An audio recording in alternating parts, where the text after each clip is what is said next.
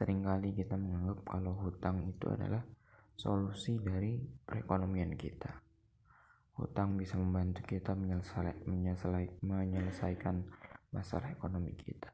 Hutang bisa memberikan kita sesuatu yang tidak kita miliki. Hutang bisa membantu kita membangun bisnis, membeli rumah, memberikan hal-hal yang tidak kita punya. Kita bisa mendapatkannya dengan hutang. Dan hutang adalah solusi dari perekonomian kita. Namun apa yang terjadi? Yang terjadi adalah sebaliknya. Berapa banyak permasalahan disebabkan karena hutang? Berapa banyak permasalahan disebabkan berapa banyak permusuhan disebabkan karena hutang? Berapa banyak pertengkaran disebabkan karena hutang? Dan berapa banyak perceraian disebabkan karena hutang? Kita menganggap kalau tidak hutang tidak akan bisa memilikinya. Kita hidup di mana hutang adalah suatu yang wajar. Kalau nggak hutang nggak akan punya. Kalau hutang nggak akan semangat. Tapi yang terjadi adalah sebaliknya. Begitu banyak kehancuran disebabkan karena hutang. Karena berhutang untuk sesuatu yang seharusnya tidak harus berhutang.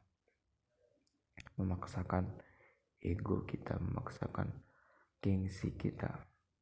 Yang terjadi adalah kita terjebak dalam suatu masalah yang sulit untuk keluar darinya.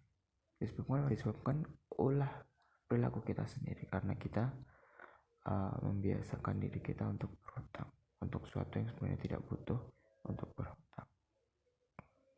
Tentu hutang itu boleh, hutang itu diperbolehkan, namun dengan syarat apa? Dalam kondisi darurat.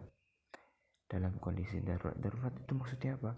Darurat itu adalah ketika kita tidak berhutang maka kita akan binasa. Ketika kita tidak berhutang maka kita akan menyebabkan pada kebinasaan. Contohnya apa? Contohnya ketika kita berhutang, ketika seseorang sakit kemudian tidak memiliki biaya, bisa dia berhutang untuk membayar pengobatan tersebut. Atau ketika dia tidak memiliki makanan, tidak punya sesuatu yang mencukupi kebutuhan harinya, maka boleh dia berhutang.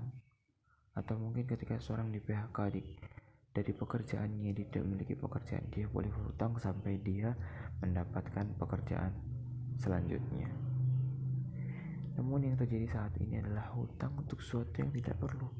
Hutang untuk beli baju, hutang untuk beli mobil yang sebenarnya nggak butuh, hutang untuk beli sesuatu yang sebenarnya dia belum mampu. Untuk membeli barang yang tidak dia butuhkan. Untuk apa? Untuk membuat orang lain terkesima dengan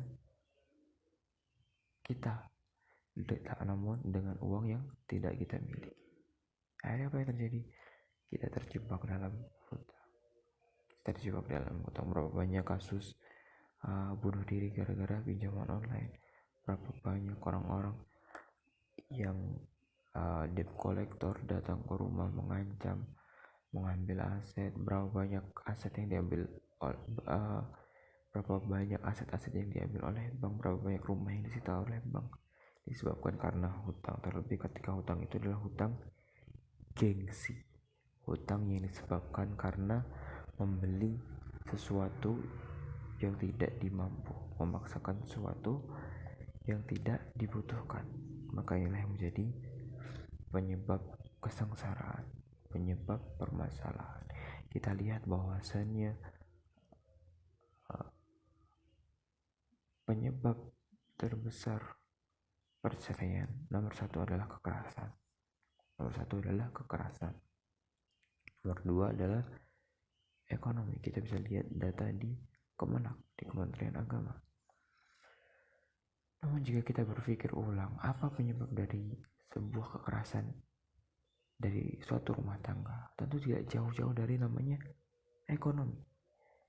Dan salah satu permasalahan ekonomi yang paling besar adalah masalah hutang. Ketika rumah tangga itu dipenuhi dengan hutang, maka apa yang terjadi? Kekerasan bisa terjadi. Kemudian masalah ekonomi yang lainnya akan muncul, dan yang lain sebagainya disebabkan karena masalah hutang. Hutang ini ibarat sebuah lubang. Ada orang yang menganggap hutang itu baik dan hutang itu buruk, tapi dia itu lubang gitu. dan lubang itu suatu waktu pasti akan menenggelamkan seseorang yang melewatinya, dan lubang harus ditutup. Salah satu cara hutang adalah dengan menutupnya.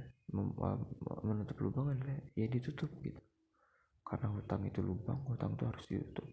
Kalau tidak ditutup, apa yang terjadi? Yang terjadi adalah hutang akan membuat seorang yang berhutang itu tenggelam di dalam lubang yang dia buat sendiri.